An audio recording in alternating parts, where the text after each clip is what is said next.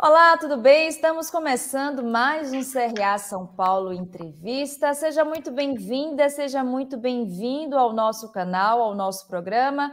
Se ainda não for inscrito ou inscrita aqui com a gente, aproveite esses minutos iniciais, se inscreva, também compartilhe esse link. Não esqueça de ativar as notificações no sininho aqui embaixo para receber em primeira mão as informações sobre os novos vídeos que a gente sempre publica aqui no nosso canal. E, claro, não deixe de nos seguir nas redes sociais do CRA São Paulo. Combinado?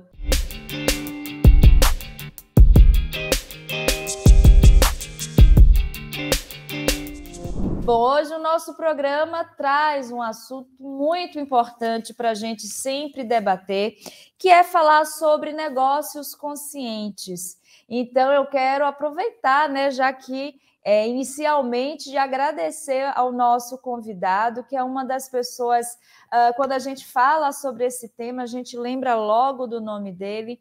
Então, é um prazer a gente receber aqui o Thomas Eckschmidt. Falei direito, Thomas, seu sobrenome? Falou muito bem, obrigado. Obrigado por me receber aqui nesse canal tão importante. Imagina, a gente que sempre agradece, né? Você muito gentilmente atende o nosso pedido. Eu vou só complementar aqui a sua apresentação. O Thomas, ele é cofundador do Capitalismo Consciente no Brasil, autor e CEO fundador da Resolve Já. Bom, mais uma vez, muito obrigada. E para a gente, iniciar esse bate-papo, fala para a gente o que é que a gente pode entender sobre negócios conscientes. Uma coisa que é muito bacana quando a gente fala de negócios conscientes é uma expressão natural, né? Porque todo mundo, quando começa um negócio, começa com uma intenção de fazer uma coisa boa, né? E depois, ao longo do tempo, a gente vai desviando, vai perdendo um pouco essa conexão com a essência. Então, negócios conscientes é isso, é a essência da expressão do empreendedorismo, da intenção de transformar o mundo ao nosso redor. E tem uma metodologia muito bacana ao redor disso, que a gente trabalha, que a gente chama de capitalismo consciente, mas é uma filosofia que, quando a gente entende, a gente deixa de ser um capitalista consciente, inconsciente, e passa a viver isso de uma forma mais intencionada. E isso também tem um grande benefício de gerar resultados extraordinários, como a gente vai ver durante a nossa conversa hoje. Bom, Thomas, a gente aqui está falando para uma variedade de perfis, pessoas de várias áreas, mas principalmente para administradores e gestores. E a gente sabe que as empresas, obviamente, elas buscam lucros, Nenhuma empresa quer ficar no vermelho, até porque ela precisa, desse retorno para poder sobreviver. Mas a gente sabe também que hoje em dia muitas empresas não estão visando apenas aquele lucro, o lucro financeiro. Aí vem minha pergunta: quais são os principais valores hoje que as empresas que estão em busca, de transformar os seus negócios em negócios conscientes estão atrás? Acho que uma coisa muito importante que você colocou, que a gente não pode achar que uma empresa não pode ter lucro financeiro, Essa ideia de que isso é errado, talvez não é bem errado, é incompleto. Uma empresa que não gera resultado financeiro, ela põe em risco o pagamento de funcionário, de fornecedores, impostos, até filantropia. Então, você não gerar lucro é irresponsabilidade social. Então, isso é muito importante. Só que o que a gente percebeu nessa evolução é que a gente não pode gerar apenas lucro financeiro. O que é o lucro? É um excedente de riqueza. Excedente de riqueza financeira, excedente de riqueza social, ambiental, de conhecimento, de tecnologia. Então, a gente pode, como instituição, gerar um excedente de riqueza em múltiplas dimensões, tá certo? Então, essa ideia que a gente pode fazer, pode, como instituição, criar um excedente de riqueza em múltiplas dimensões, é fundamental para o resultado de longo prazo. Senão a gente é visto como um extrativista, aquela ideia do século passado, de você só tira, tira, tira. Tá? Agora, a segunda parte dessa pergunta que você colocou, que modelo é esse? Para você ser uma empresa preparada para o século XXI, uma empresa mais consciente, você tem que ter clareza de 4 princípios, 4 fundamentos. Primeiro, entender o porquê do seu negócio existir. por que você está fazendo o que você faz. E a gente pode falar de causa, de propósito, e essa é uma mensagem que precisa ser atualizada de tempos em tempos, a cada 3, 4, 5 anos, porque o nosso ambiente socioeconômico muda. Então, é importante a gente ter esse sentido de causa que vai dar um sentimento de pertencimento, vai dar um sentido para o trabalho das suas equipes, das pessoas que trabalham na sua organização, tá certo? Então, esse é o primeiro fundamento, propósito evolutivo. Muitas vezes, quando a gente começa um negócio, e aí deve ter muita gente escutando a gente, que está empreendendo, está falando, está querendo entender, né? Porque essa área, o nosso público hoje é muito importante, tem um papel muito importante dentro da organização, né? Na parte de gestão, na parte de execução. Então, quando você está empreendendo, às vezes você fala, não, mas eu não tenho um propósito, eu vi uma oportunidade financeira. E, para mim, a oportunidade financeira é consequência do que você acredita que você pode fazer como transformação, como melhora do mundo ao seu redor. Então, eu conversei com uma pessoa, um administrador, e falou, olha, os nossos clientes sempre reclamavam da mesma coisa, o meu empregador não mudava, falava que é assim que a gente faz. Eu saí porque eu vi uma oportunidade econômica, financeira, né, de abrir um negócio para resolver, para fazer isso. Aí eu falei, só funcionou, você só chegou no resultado financeiro porque a sua proposta gerou valor, foi melhor do que era antes, tá certo? Então, o que aconteceu? A sua intenção, por trás daquela crença, eu acredito que eu posso fazer melhor do que está sendo feito hoje, eu acredito que eu tenho a capacidade de cuidar, de fazer melhor para um grupo de pessoas que seja minha família, minha comunidade, meus vizinhos, meu país, o mundo. De trás dessa intenção está o propósito, o seu propósito, o porquê você está começando a empreender, o porquê você começa um negócio. E, às vezes, quando a empresa já é grande, a gente tem que voltar para a intenção do fundador. Por que o fundador criou esse negócio? E a gente vai avançando com o tempo e vê como é que a gente atualiza essa intenção do fundador para os dias de hoje. Tem uma empresa no Rio Grande do Sul, Mercur, que tem mais de 100 anos, e eles fizeram esse resgate da intenção dos fundadores, e hoje eles vivem com resultados melhores, não maiores, eles diminuíram o faturamento, mas aumentaram tremendamente a margem de lucro. E, com isso, a responsabilidade e o impacto que eles têm diante da sociedade. Então, essa parte, propósito é o primeiro fundamento que tem que ter muita clareza. Bom, Thomas, a gente está falando de propósito e eu imagino que não temos como falar de propósito sem mencionar a importância da cultura organizacional nesse sentido, né, nesse assunto. A gente sabe que muitas empresas ainda hoje em dia mantêm uma cultura organizacional estruturada ainda em regimes arcaicos, né, estruturas que não fazem mais sentido aqui por esse mundo que a gente está falando, que são os negócios sustentáveis, negócios mais humanizados. Como essas empresas podem transformar a sua cultura arcaica numa cultura mais maleável, mais humanizada? A cultura é um elemento importante num negócio, principalmente porque, hoje em dia, você pode dizer que qualquer coisa que alguém invente, alguém pode ir lá e copiar e fazer melhor, né? Então, você criou um banco digital, muita gente foi lá e copiou e criou um banco digital também, inclusive as grandes empresas. O que faz a grande diferença quando você cria o seu negócio é o que a gente fala de cultura, uma cultura responsável, né? É o comportamento coletivo a favor dessa causa, a favor dessa sua intenção, né? Eu gosto de destacar que as culturas mais fortes, mais poderosas do mundo, são aquelas que você olha e reconhece a tribo, né? Como é isso? Dá para imaginar uma marca onde a cultura é tão forte, a intenção é tão forte, que o cliente se tatua com a marca, os funcionários, colaboradores se tatuam com a marca, o fornecedor tem tatuagem com a marca.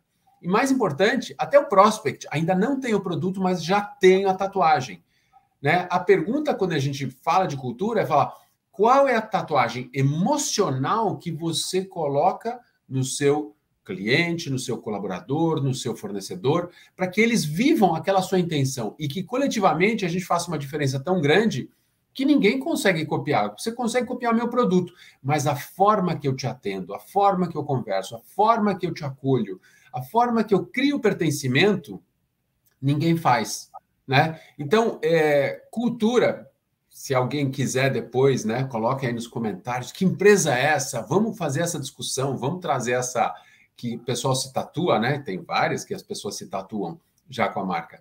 Mas a cultura é isso.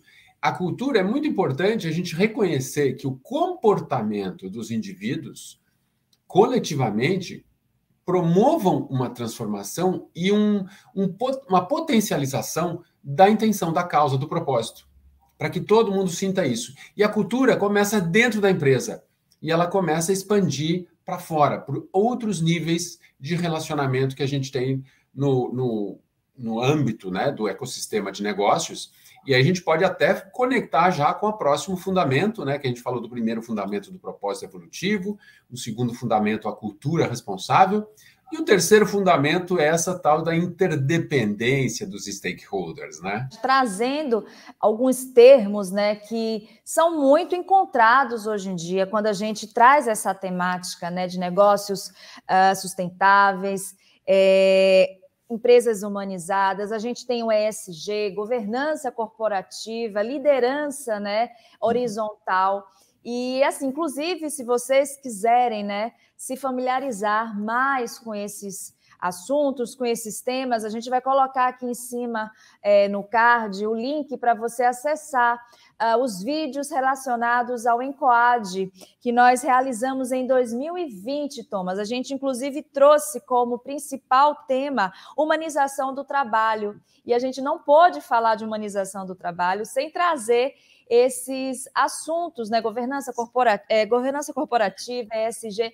E também a gente teve uma participação muito especial do Hugo Bethlen, que você conhece muito bem, que é o chairman do Capitalismo Consciente no Brasil. Ele abriu a nossa programação. Então, aqui em cima a gente vai colocar esse card para vocês acessarem esses conteúdos. Eu falei tudo isso porque a gente sabe que as empresas estão trabalhando esses conceitos, muitas delas de grande porte, mas a gente sabe que muita gente que está nos assistindo é um empreendedor, é um empresário de uma pequena empresa. Como eles podem inserir esses preceitos no seu dia a dia, na sua empresa? É possível? Com certeza, é bastante possível, tanto que eu, com mais duas pessoas, a fundadora do Capitalismo Consciente da Austrália, Nova Zelândia, o fundador do Capitalismo Consciente de São Francisco, a gente criou um livro que chama Ativador de Negócios Conscientes. É um livro que está disponível gratuitamente, se você quiser baixar ele em PDF, é só entrar no site cbactivator.cc ou poder ir até na editora Voo e comprar, adquirir um livro, uma cópia impressa, né? Esse livro, o que ele permite? Que a gente tenha uma explicação sucinta, rápida, curta de cada um dos 4 princípios e uma pergunta bastante simples com 3 respostas. O que são essas respostas? O nível que você se encontra em relação àquele quesito. E aí, quando você escolhe, e a ideia é sempre você escolher um pouco mais conservador, o livro te traz uma sugestão de 3 passos, de 3 ações que você pode começar a fazer para entender, para tomar uma decisão, para avançar nessa ideia de ser um capitalista consciente mais consciente. Não inconsciente, né? Porque eu até gosto de compartilhar um pouco da minha jornada, né? Quando eu comecei a empreender, a gente não falava dessa terminologia, a gente tinha uma crença, não tinha um propósito, a gente não olhava a interdependência entre as partes envolvidas ou stakeholders, a gente olhava cliente, fornecedor de uma forma muito linear. Né? Isso aqui é muito mais um ecossistema. A gente estava criando uma cultura, né? Mudando, mas a gente falhava na liderança, porque a gente nem sempre expressava essa nossa intenção de uma maneira consistente, né? Então, o que eu falo? Toda empresa, quando você começa a falar, vou começar meu negócio, o que acontece? Puxa, não tenho cliente, talvez o meu cliente seja o meu primeiro investidor. Não tenho fornecedor, talvez o meu fornecedor seja o meu melhor parceiro para levar uma solução para o mercado, né? Para a gente avançar numa ideia, num projeto, num propósito, num produto, num serviço. Isso é o quê? Reconhecer que sem um bom cliente, sem um bom fornecedor, sem um bom colaborador, sem bons investidores, às vezes é você mesmo, alguém da família que está investindo, a gente não vai conseguir avançar num bom negócio. né? Então, o meu convite é que a gente sempre olhar o nosso negócio como parte de um ecossistema. Né? O que significa ecossistema? Imagina a natureza. Na natureza, você puxa uma plantinha, vem terra, na raiz vem bicho, tá tudo conectado. E no mundo dos negócios, igual. Tá tudo conectado. Você não tem uma empresa sem clientes, sem fornecedores. Talvez você tenha uma empresa sem funcionários, mas algum lugar você vai ter que ter alguém para faturar. Você tem pelo menos o dono. Então, não existe essa ideia de não ter gente dentro desse ecossistema. Estamos todos conectados, influenciamos as comunidades do entorno, e essas são expressões que estão cada vez mais presentes. Presentes da perspectiva das grandes empresas, que são influenciadas pelo Fórum Econômico Global, que fala de stakeholder capitalism, né, o capitalismo de partes interessadas, onde todo mundo precisa perceber valor por igual. Não é sempre que o valor tem que ser financeiro, mas o valor pode ser social, emocional, de conhecimento. Então, tem várias formas de trocar esse valor. Bom, Thomas já está adiantando aqui algumas dicas de leitura para a gente. Vão anotando aí que mais para frente outras dicas de leitura serão dadas pelo Thomas. Então, fica aqui com a gente até o final do nosso programa de hoje. A gente está falando de alguns conceitos e eu acabei até falando de negócio sustentável. Aí vem uma dúvida. Os termos sustentável e consciente, dentro desse contexto que a gente está falando, eles são sinônimos? Eu acho que eles são complementares, né? A gente sempre fala de sustentabilidade, a gente quer ver alguma coisa que no longo prazo continue florescendo, continue gerando resultados, não só financeiros, né? E aí sempre vem a pergunta, o que eu estou semeando hoje para colher em 5, 10, 15 anos? Porque se eu só estou semeando coisas para colher no próximo mês, no próximo trimestre, vai ser muito frágil esse caminho. Então, o que eu gosto de fazer uma analogia, né? Que árvores você está plantando hoje para que daqui a 10 anos tenha sombra nesse caminho? Mesmo que o caminho não seja para você, mas alguém plantou algumas árvores 10, 20 anos atrás que está fazendo alguma sombra no nosso caminho. Tá certo? Então, esse pensamento, esse olhar de longo prazo, né, que leva a gente até falar de uma coisa interessante, que é o jogo finito e o jogo infinito. O que é o jogo finito? O jogo finito é aquele jogo que tem começo, meio e fim e tem um placar no final. O jogo infinito é o jogo que continua com a nossa presença ou sem a nossa presença. Tá certo? A gente pode falar, a nossa vida é finita, mas a vida no planeta é infinita, ela vai continuar se a gente estiver aqui ou não, se eu estiver aqui ou não. Então, isso leva a gente a um elemento muito importante, que é essa liderança de cuidar, a liderança para esse capitalismo consciente. E aí já vou começar a tocar um pouco em outra leitura que é muito importante. Quando a gente fala dessa liderança, o líder representa o propósito, é o exemplo de sucesso dentro da organização, então ele gera comportamentos, a forma que o líder se comporta gera comportamento das pessoas ao seu redor. Fala, opa, eu gostei, eu quero ser que nem ele, então como é que ele se comporta, eu vou me comportar igual. Isso cria uma cultura própria, de novo, da organização. Então, muitos fundadores têm um papel importantíssimo nessa expressão de como é a organização, como ela se expressa para o mundo ao seu redor, tá certo? E aí vem o que eu estava falando, o Simon Sinek, ele fala muito dessa coisa de cuidar. Se você cuida do seu funcionário, o funcionário vai cuidar do seu cliente, do seu fornecedor, o seu fornecedor vai cuidar também, e esse cuidar se expande. Então, mais que uma liderança servidora, uma liderança consciente, é a liderança de cuidar. É uma expressão muito diferente, atualizada com os novos pensadores, os pensadores mais atuais, que nem o Simon Sinek, para trazer uma forma diferente da gente liderar. E aí a pergunta que para cada um, falar, mas eu não sou líder. Todo mundo é líder, né? Recentemente eu publiquei um livro na Colômbia, o título é Todos Somos Líderes. Por que todos somos líderes? Porque no final, se você não é líder da empresa, você pode ser o líder do seu departamento, o líder da sua área, o líder da sua equipe, o líder do seu projeto, o líder da sua responsabilidade. Ser líder é a forma como você se relaciona como indivíduo com a sua responsabilidade. Eu posso ficar sentado esperando alguém mandar, que é a filosofia do século passado, né, de comando e controle, ou eu posso compartilhar, me inspirar no meu líder e continuar aprendendo com o meu líder para continuar melhorando. Mas eu só consigo isso quando o líder é um bom exemplo, quando o líder ajuda o crescimento e desenvolvimento do indivíduo, mesmo que ele não permaneça na organização, e que o líder tem uma expressão muito clara do propósito da organização. Porque aí eu sei para onde a gente vai, eu sei como a gente pode tomar as melhores decisões. Eu não preciso pedir autorização para alguém para fazer alguma coisa, tá certo?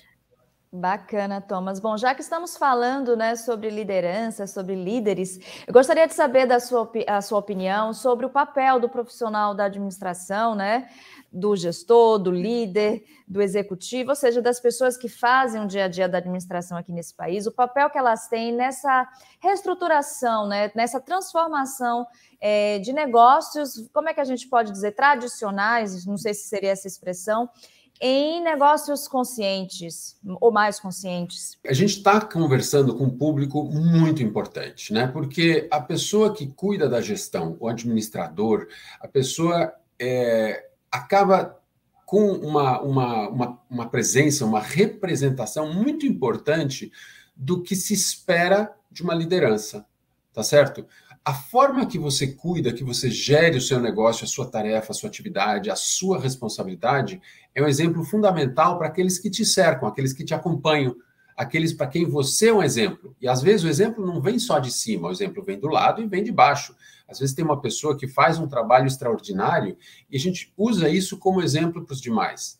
Então, o papel aqui do administrador, do nosso público hoje, é fundamental, não só em entender o seu papel dentro deste contexto de negócio, mas entender o novo contexto de negócio, que é esse capitalismo mais consciente, pode chamar de capitalismo inclusivo, capitalismo criativo, economia do compartilhamento, economia circular, sistema B, várias outras dimensões, vários outros nomes, nomenclaturas, mas todas nos levam à mesma direção, a uma economia muito mais inclusiva, muito mais participativa, onde as pessoas deixam de receber ordens, serem comandadas e controladas, e passam a viver uma essência, a essência do trabalho que enobrece, o trabalho que dá resultado, não só resultado financeiro para a empresa, mas resultado social, emocional, essas outras dimensões. E eu gosto, as pessoas às vezes perguntam, falam, mas quantas dimensões de valor a gente tem, né, para gerar resultado? A gente fala muito também de consumo consciente, consumo sustentável, né? Gostaria que você explicasse um pouco sobre esse conceito e qual a relevância dele nesse processo também de transformação de negócios mais conscientes. Como a pessoa pode, inclusive, até desenvolver um consumo mais sustentável? Aí a gente volta, maravilhosa essa pergunta, porque a gente volta para o papel do líder, né? O líder tem o papel de expressar essas diferentes formas de ser mais consciente, de ser mais presente, mais cuidador, né? Mais cuidado com todo o seu ecossistema. O que é essa ideia de um consumo consciente? A empresa pode ser mais consciente consumindo? Pode. Da forma que ela seleciona os seus fornecedores, da forma que ela seleciona aonde se instalar, né? Da forma que ela mede e melhora a sua rede de abastecimento. Da mesma forma que pode ser mais consciente, ajudando os empregados, os funcionários, os colaboradores a entender como você compra melhor. Aí você pode falar, mas é muito difícil, eu queria consumir orgânico, mas é muito caro. Mas toda a transição, ela não é instantânea. Você não consegue falar, vou parar de consumir do jeito que estou e vou consumir o novo. Então, a minha sugestão, o meu convite, todo ato de compra é um ato político. É um ato que você está dando um voto, um real, é um voto de confiança para aquilo que você quer consumir amanhã na sua vida. Então, se você não gastar dinheiro nas coisas que você quer ver no seu futuro, provavelmente aquilo vai deixar de existir, a não ser que muito mais gente goste e invista naquilo. Então, o convite para cada um é assim, destina 5% do seu orçamento este ano, para quê? Para comprar aquelas coisas que você fala, eu quero que isso faça parte do meu futuro, do futuro dos meus filhos, do futuro dos meus netos. O ano que vem você sobe para 10%. Depois para 15, depois para 20. Uma hora, 100% do seu consumo é consciente para um futuro que você acredita que seja melhor. Mas a gente tem que começar. O que não pode é falar, não dá para ser consciente porque é muito caro. Vamos devagar, um passo de cada vez. Aí vai ter gente que vai falar, por que não vai 30%, 25% ao ano? Se você puder, vai 25% ao ano. Da mesma forma que o convite, se você é um líder de uma organização, a gente fala muito de strategic sourcing, onde a moeda comum é o preço, reserva 5% das suas compras para desenvolver um fornecedor local, um pequeno fornecedor, que você até pague um pouco mais caro, mas que tem um plano de redução de preço, atualização de preço ao longo do tempo. Porque a hora que você investe num pequeno fornecedor, você está dando uma oportunidade de alguém florescer, de ser o exemplo para outras pessoas, redistribuindo renda, sendo mais inclusivo, né? Ao invés de só comprar mais dos grandes, com mais pressão de preço, né? Abrir esse espaço, de novo, é um exercício de liderança, é um exercício de reconhecer a interdependência. Se eu não trago as pessoas para dentro do meu negócio, eu começo a criar bolhas. E nossa intenção é sair da intenção de progresso, que é um na frente, abrindo caminho e levando as esmeraldas, para a prosperidade, que leva o máximo de número de pessoas possíveis. E aí fica o convite para esse administrador, para esse gestor, que nós precisamos olhar o nosso ecossistema de negócios com novos olhares, com olhares mais interdependentes. Como é que eu puxo mais alguém para participar do jogo? Porque tem muita gente que não está nem sentando no banco. E aí a pergunta é, que camisa que você está vestindo? A camisa do Brasil ou a camisa de outro país? É isso aí, Thomas. A gente tem que fazer essas reflexões, né? Bom, conta pra gente quando foi que você se descobriu um empreendedor? Eu pesquisando sobre o assunto, encontrei uma relação muito íntima entre cooperativismo e empreendedorismo social, relacionados como expressões, né, do capitalismo consciente. E aí eu queria saber se realmente elas são expressões e falar um pouquinho sobre você como empreendedor. Quando é que você se descobriu assim? Como é que você vê esse seu lado também? Legal. Eu trabalhei no mundo corporativo por 10 anos, depois eu saí, fui trabalhar em consultoria, viajei 20 países nesses seguintes 10 anos, e quando eu voltei, falei, o que eu faço agora? Já vivi mundo corporativo, já vivi consultoria, e eu decidi empreender. E aí eu comecei, meu primeiro negócio foi rastreamento de alimentos, né? Uma área completamente nova, em 2004, 2005, e a gente teve que criar conteúdo, ensinar as pessoas a consumirem o nosso produto, né? E foi aí que eu falo, essa coisa de empreender, de você acredita que você pode fazer alguma coisa melhor, você sai para fazer. Tá um propósito lá escondidinho. A gente nunca teve a coragem de expressar ele. A gente dependia de toda a cadeia produtiva de alimentos, o produtor, o packing house, o distribuidor, todo mundo se conversar, né? Reconhecer que a gente junto resolve, traz negócios, traz resultados melhores para todos. E a gente criou uma cultura de trabalhar junto. Então, essa minha experiência de abrir esse caminho, de empreender, foi quando eu me reconheci, e aí uma das intenções era exportar o nosso serviço, foi quando eu tive primeiro contato, em 2009, com o capitalismo consciente, com o fundador, John Mack, lá nos Estados Unidos, que também é fundador de uma rede de varejo lá nos Estados Unidos.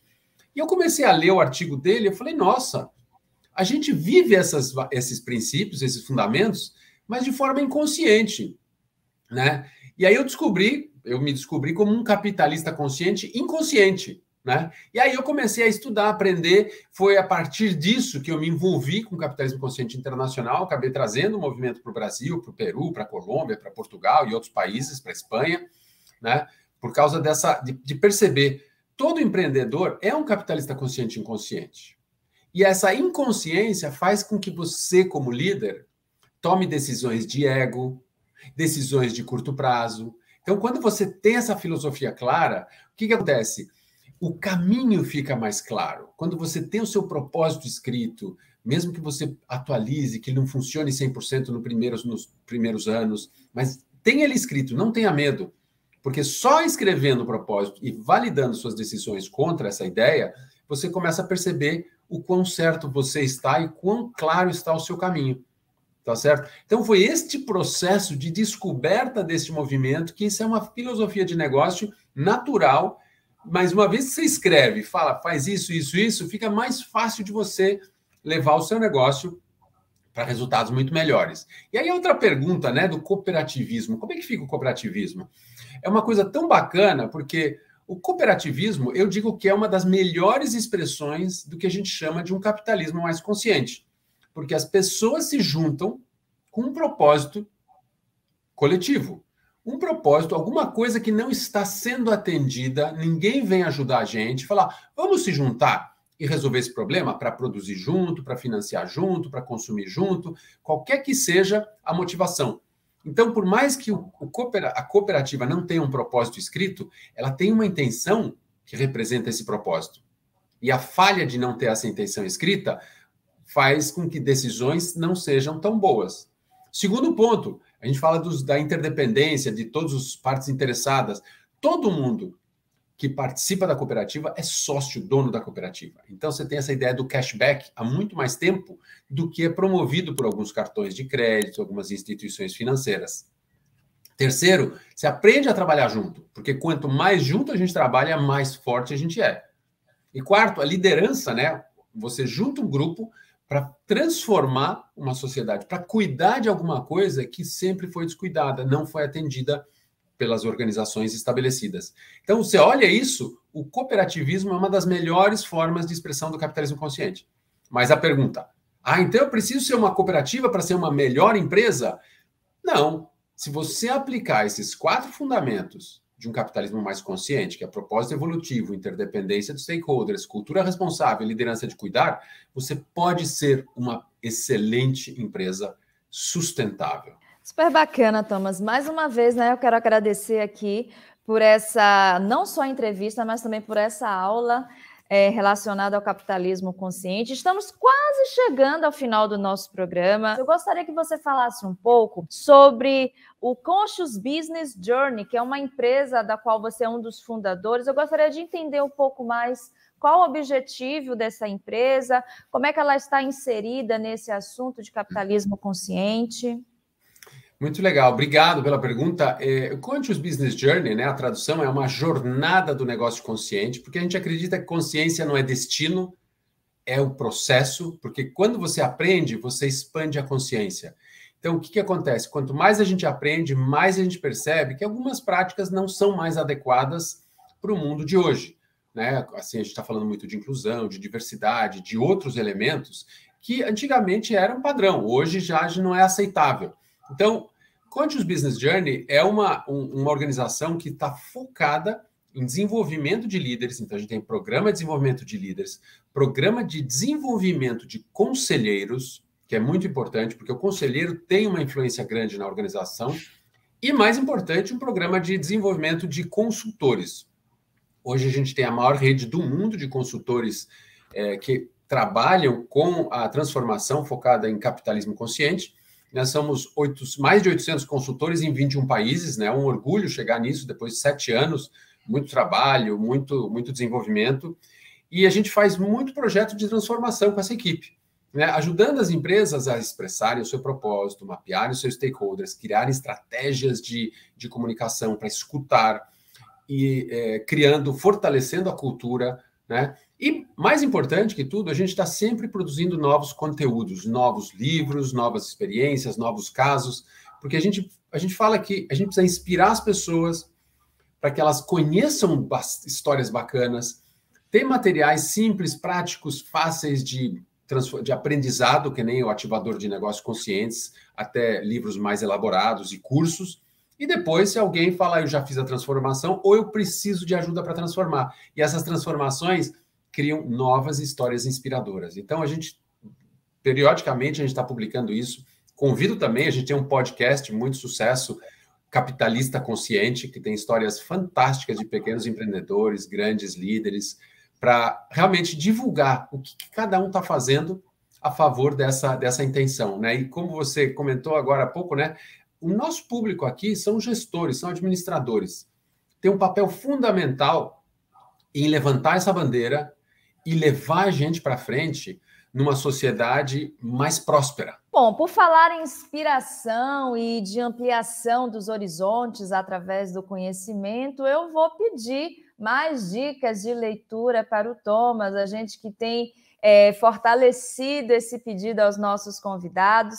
Eu que, inclusive, no início, né, do programa, na apresentação do Thomas, falei que ele também é autor de diversos livros, inclusive ele tem um guia prático sobre capitalismo consciente. Eu acredito que para você que quer se aprofundar mais nesse assunto, tá aí uma excelente dica, mas é claro que eu vou pedir ao Thomas também outras dicas de leitura. Que dicas você traz para a gente? E fala um pouquinho mais sobre esse guia prático. Legal, esse é um livro que tem uma história muito apaixonante, né? Porque eu comecei, depois que eu fiz o TED Talk, que muita gente já assistiu, as pessoas me pediam, mas como eu faço isso? Aí eu juntei um pouco da minha experiência corporativa, de empreendedorismo, de consultoria, e lancei um livro que chama Fundamentos do Capitalismo Consciente. Tinha traduzido ele para o espanhol e eu estava prestes a traduzir para o inglês. E quando eu tive a chance de compartilhar isso, o Raj já conhecia, o Raj fez o prefácio desse livro, e aí o Raj falou, puxa, em vez de traduzir para o inglês, você não quer se juntar a mim aqui, escrever um livro prático? E aí surgiu esse guia prático, a gente recebeu o convite de Harvard, né, para escrever um livro prático de capitalismo consciente, que chama Guia Prático de Capitalismo Consciente, um orgulho ter sido publicado em Harvard. E é um livro bastante denso, inclusive, volto para o ativador de negócios conscientes, dependendo do nível que você cair ali, ele faz referência ao Guia Prático de Capitalismo Consciente. Que capítulo você deveria ler para aprofundar, para melhorar aquele quesito, aquele nível que você se encontra, tá certo? Então, fica aí esse convite para vocês. Esse é um livro bastante denso. A gente tem um livro mais acessível, né, que chama Jornada ao Capitalismo Consciente, que hoje está disponível em e-book na Amazon, no Kindle. E esse livro a gente vai fazer uma promoção durante o evento do CRA. Ah, que bacana. Inclusive, eu não sei se eu já posso antecipar isso, mas o Thomas será um dos nossos convidados dessa edição 2022 do ENCOAD, que vai acontecer em setembro. Então, vocês já fiquem aí ligados, nos sigam nas redes sociais para acompanhar toda a movimentação. A gente está aqui já trazendo de primeira mão, Thomas. Vai ser bem bacana. Acredito que a sua participação não só irá abrilhantar ainda mais o nosso evento, como também fará com que as pessoas prestem mais atenção nesse tema, né? Que a gente tem feito questão aqui de trazer para os conteúdos do CRA tudo que a gente acredita que vai melhorar, não só a questão do social, mas também do meio ambiente. O ESG, né, que a gente fala, né? Essas 3 letrinhas que juntas já estão provocando essa revolução. Eu quero muitíssimo te agradecer mais uma vez pela sua participação aqui com a gente, já antecipar os meus agradecimentos pela sua participação no ENCOAD. A gente é super ansiosos assim para já começar a produzir o maior evento que o CRA promove, totalmente gratuito, então vocês poderão participar, se inscrever de forma gratuitamente, participar também de forma online. Quero te pedir mais contatos, assim, quem quiser te acompanhar depois aqui do nosso programa, como é que faz, Thomas? Olha, eu queria até convidar as pessoas que estão nos assistindo, que isso aqui é quase que um esquenta do que a gente vai fazer no ENCOAD, nessa nossa conversa, já colocar perguntas aqui, dúvidas, sugestões, né? Convidar essa participação, essa interação, para a gente chegar lá com essa conversa quente, né? Não chegar do zero. Mas, então, esse aqui é um convite, né? Esse é o nosso bate-papo, para esquentar a conversa de setembro do ENCOAD.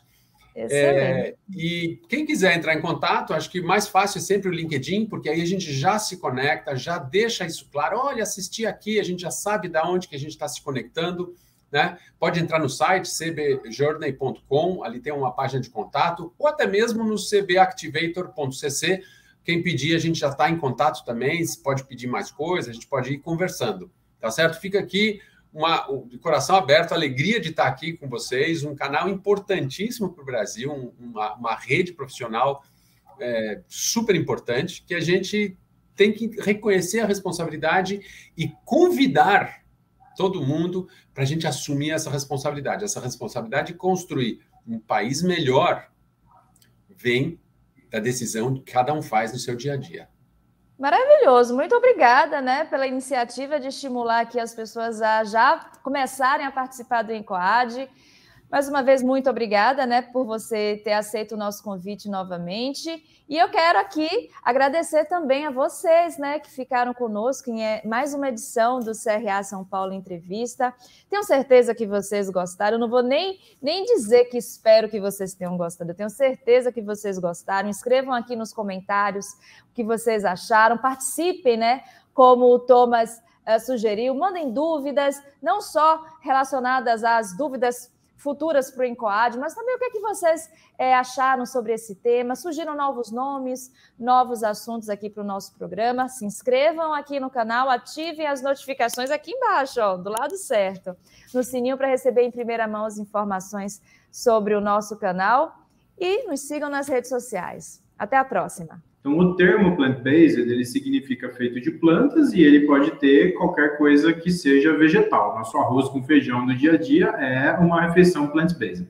Mas aí, quando a gente olha para o ponto de vista industrial, nós estamos falando e nós estamos trabalhando especificamente com aqueles alimentos que se propõem a substituir os ingredientes com origem animal. Então, são novas formas de se fazer carne, leite, ovos e os demais derivados de produtos de origem animal.